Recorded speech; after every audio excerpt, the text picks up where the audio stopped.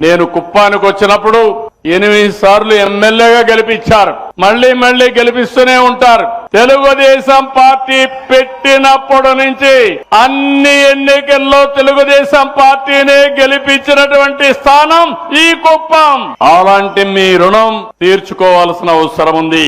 ఇక్కడికి ఎప్పుడొచ్చినా నాకు కొత్త ఉత్సాహం, కొత్త ఎనర్జీ వస్తుంది.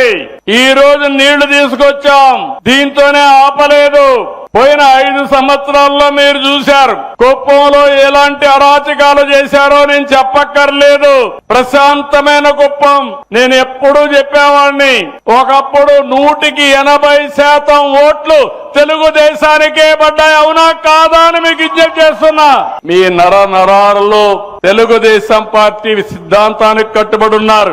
అలాంటి కుప్పంలో, ప్రశాంతమైన కుప్పంలో రప్ప రాజకీయం చేయాలని చూశారు. కానీ విధి అంతకంటే బలమైనది. మొన్న పులివెందల, ఒంటిమిట్ట, ఏం తమ్ముళ్ళు ఏం జరిగిందని మీకు అమ్మలు అడుగుతున్నా. అక్కడ చూశారు వీళ్ళు రప్ప రాజకీయం అక్కడ చూశారు. ఖబర్దార్, గుర్తుపెట్టుకోండి.